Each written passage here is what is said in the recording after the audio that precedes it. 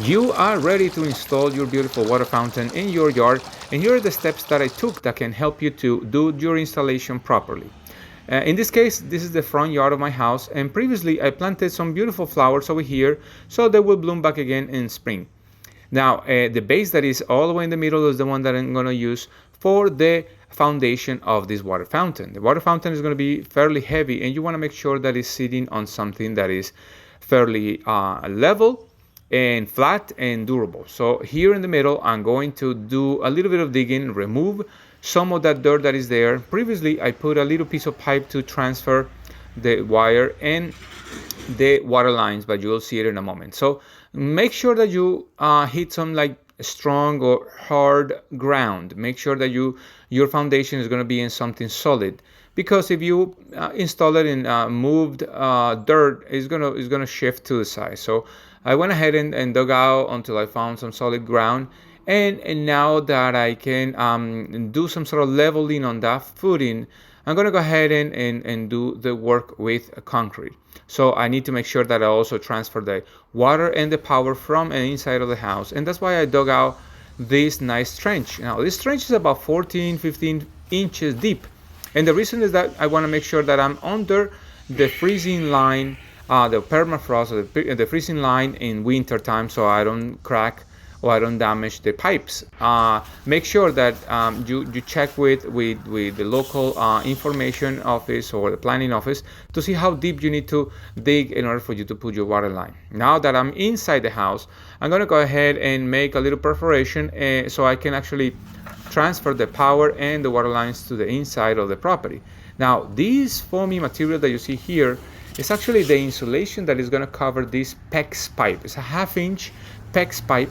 And the cool thing about it is that because it's sold in rolls of like 50 or 100 feet, you can actually go really far with it without having to put any type of plumbing fittings. So that will help you to avoid a lot of issues with water leaks. Now, this wire over here is actually wire designed for underground applications and is required by law to be installed on the outside. So now that is nice and clean, and I went ahead and connected it through the pipe that I told you. It's a 2-inch pipe that I had before over there, because I knew that at some point I will do this. That was like last spring that I did it, and now it's fairly close to winter time. So now that I have the wire all the way inside here, I want to make sure that I install this properly. So I have this little elbow that is going to be the foam elbow, and once I put the elbow right over there, I'm going to go ahead and cover it up with insulation as well. I want to make sure that it's nice and covered.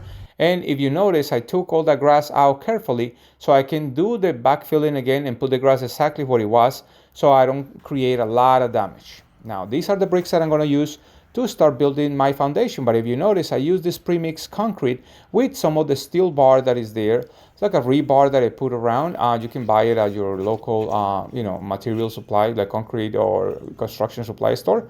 But I put some of these rings on the bottom so I create some sort of stability on the foundation. Now, this is the time that you want to start doing all that correctly.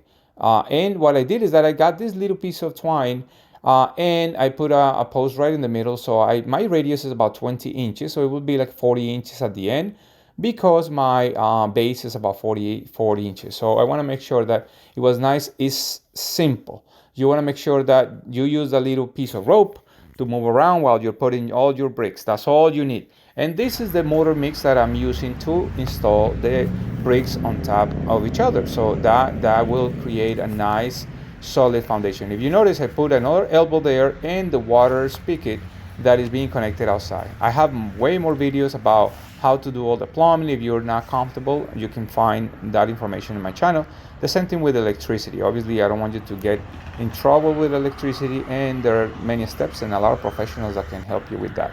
So now that my little circumference here, little circle, little base is nice and level, I want to go ahead and do a little bit of the detailing on the outside. And this is with the same type of material, with the same stucco and the mortar mix that is there. And you go ahead and do some sort of, I don't know, this is artisan style work on it.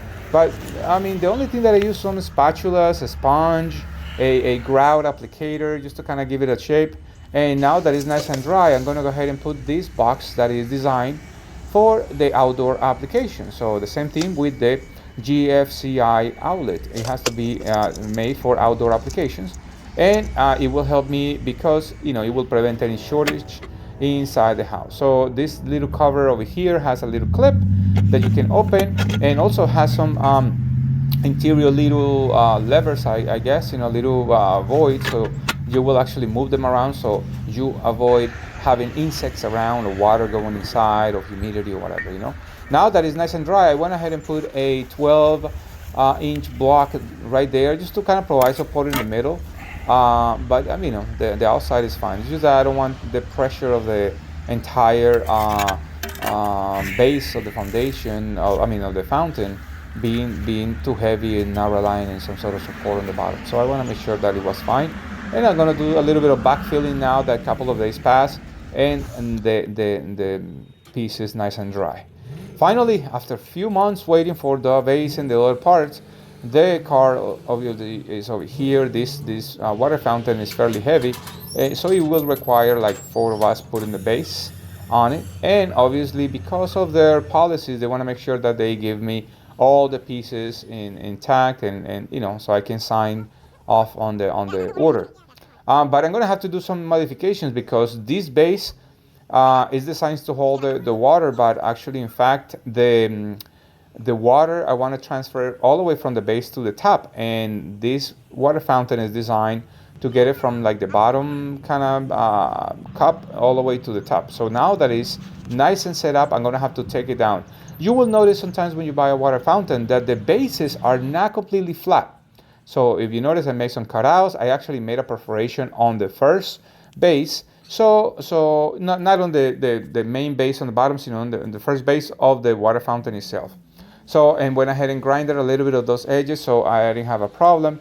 So I can have a nice continuation. So if you notice, now that I have the little hole on the bottom, I can transfer the pipe, the pump's pipe, all the way up, and using these pinching clamps and some sort of PEX tools, I can actually do the connection.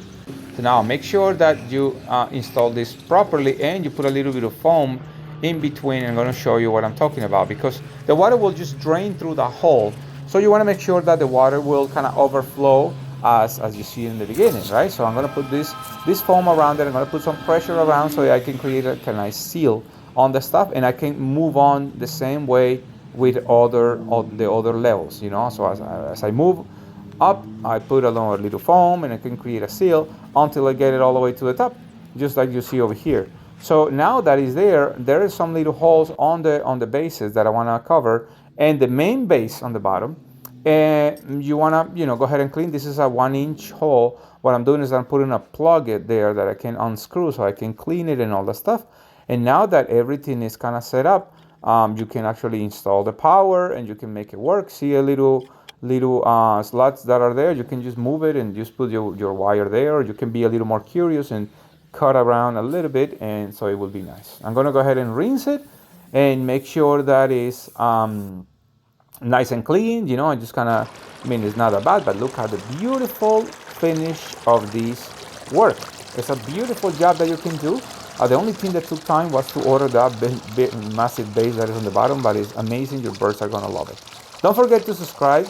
Hit the little notification bell. That's the best gift that you can give me, the little thumbs up over there. And look, if you want to put some lighting will make it look nice as well. So don't limit yourself. And again, if you need some more information about the plumbing part, the electrical part, I have way more videos about it, and I can help you with that part. Thank you so much, and I hope to see you in the next video. Bye bye.